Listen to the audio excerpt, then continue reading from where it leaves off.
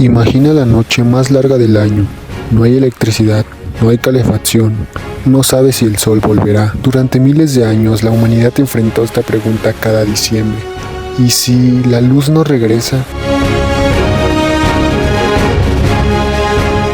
Mucho antes que existiera la Navidad, antes del árbol, antes de Santa Claus, antes de Cristo, había miedo. Y ese miedo nos hizo encender la primera luz. Egipcios con palmas verdes, romanos durante la Saturnalia, nórdicas quemando el tronco de Yule, celtas cortando muérdago con luces doradas. No celebraban a un dios específico, celebraban algo más primitivo.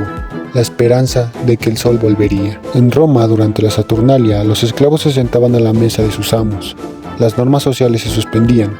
El mundo, por un momento, se invertía. Era catarsis social, un respiro colectivo antes de que todo volviera a su lugar. En el norte, los vikingos celebraban Yule durante 12 noches. Encendían hogueras, bebían, contaban historias, porque sabían que el invierno aún tenía que atravesarse, y solo juntos podrían sobrevivirlo. Pero, ¿por qué encendemos luces en la noche más oscura? No es solo para ver, es para recordarnos que la oscuridad es temporal. Y el árbol no nació en la Biblia, nació del terror de que la vida desapareciera para siempre.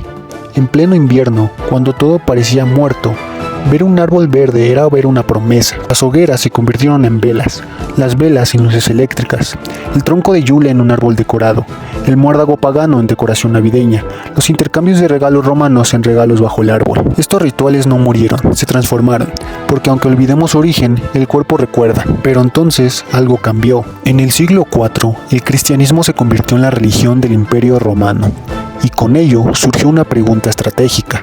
¿Cómo hacer que la gente abandone sus antiguos dioses sin que se rebelen? La respuesta fue brillante.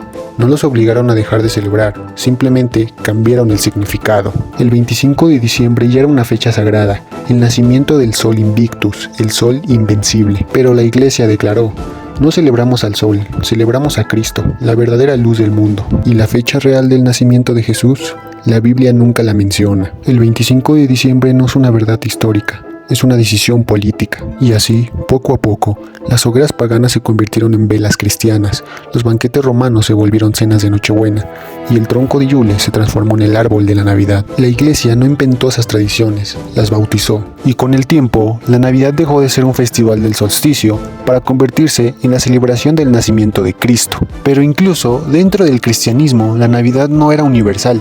En el este se celebraba el 6 de enero y en occidente el 25 de diciembre. Algunos lo veían con devoción, otros con sospecha. En 1645, Oliver Cromwell prohibió la Navidad en Inglaterra. La consideraba una festividad pagana y decadente. En Boston, celebrarla era ilegal, hasta 1681, porque incluso entonces ya se sentía la tensión. ¿Era la Navidad una celebración espiritual o un pretexto para el exceso? Y entonces llegó el siglo XIX, y con él, la Navidad que conocemos hoy. En este momento, la Navidad dejó de ser solo religiosa.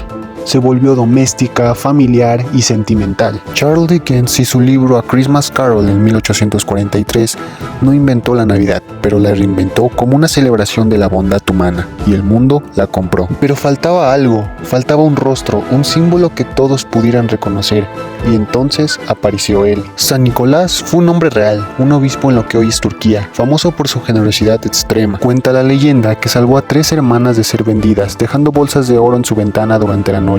Ayudaba sin ser visto, daba sin esperar reconocimiento. Durante siglos fue venerado como santo patrón de los niños, pero en Europa su imagen era solemne, religiosa. En los Países Bajos, San Nicolás se transformó en Sinterklaas, una figura más folclórica, más accesible. Y cuando los holandeses llegaron a América, trajeron a Sinterklaas con ellos.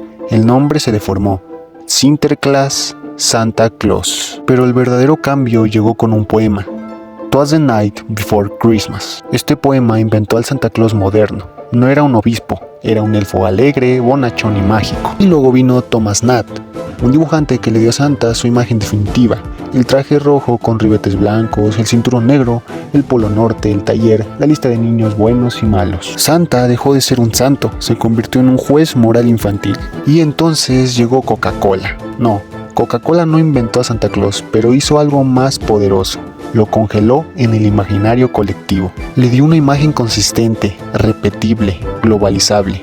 Y con ello, Santa se convirtió en el rostro emocional del consumo. Porque Santa no vende productos, vende algo mucho más poderoso: culpa, esperanza, recompensa. Y sin darnos cuenta, dar regalos dejó de ser un gesto espontáneo para convertirse en una expectativa, una lista que hay que cumplir, una forma de medir cuánto nos importan los demás. Y así, la figura que una vez regalaba en secreto se convirtió en el medidor público del éxito económico. Pero hay algo que no te cuentan sobre la Navidad, algo que casi nadie se atreve a decir en voz alta. Y sí, la Navidad tiene dos caras, la que todos muestran y la que casi nadie cuenta. No odiaba la Navidad, odiaba sentir que era la única persona triste en la habitación.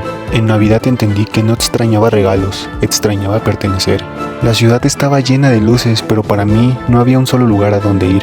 Y sí, los psicólogos lo saben, pero pocas veces lo dicen en público. Los datos no fallan y nos muestran que el 30 a 40% reportan aumento de depresión y ansiedad en diciembre, 25% incremento en llamadas a líneas de ayuda por duelo, 51% de mujeres experimentan estrés por presiones familiares. Para millones de personas, la Navidad no es la época más feliz del año, sino es la más difícil. Porque la Navidad no crea heridas nuevas, ilumina las que ya estaban ahí. El duelo se intensifica, la soledad se vuelve pública, la pobreza se hace más visible, y entonces aparece la peor parte: la presión por ser feliz. Porque cuando la felicidad se vuelve obligación, deja de ser alegría, se convierte en carga emocional. La comparación social se intensifica, no solo por los regalos, por las familias, por el éxito, por la ilusión de que todos los demás están bien. Y así, mientras unos celebran, otros solo intentan sobrevivir hasta el 26 de diciembre. Me sentía culpable de llorar mientras todos celebraban, como si mi dolor arruinara la fiesta. Pero aquí está la verdad que nadie dice. No es la oscuridad la que deprime en Navidad, es el brillo forzado que nos recuerda lo que nos falta. Pero entonces, ¿por qué seguimos celebrando? Si la fecha es inventada, si los símbolos son paganos, si Santa es una construcción comercial, si causa tanto dolor a tantos, ¿por qué volvemos cada año? Porque hay algo más profundo, algo que sobrevive a la religión, al comercio y a la historia. La Navidad sobrevivió porque responde a algo más humano. No celebramos porque todo esté bien, celebramos porque necesitamos creer que puede estarlo. Los rituales no existen porque el mundo sea estable, existen porque precisamente no lo es. Repetir un ritual no es redundancia, es anclaje psicológico. Le dice a nuestro cerebro: esto vuelve a pasar, no todo es impredecible. Quizá esa sea la verdadera lección, no hay una sola forma correcta de vivir la Navidad. Puedes celebrarla con fe, celebrarla sin ella, puedes llorarla, puedes ignorarla, puedes transformarla. Todas son válidas. Al final, la Navidad no es una fecha exacta, no es una historia comprobable, no es una felicidad garantizada, es simplemente esto: encender una luz en la noche más larga y elegir creer que no estamos completamente solos. Porque sí, al final no celebramos porque estemos completos, celebramos porque seguimos incompletos juntos.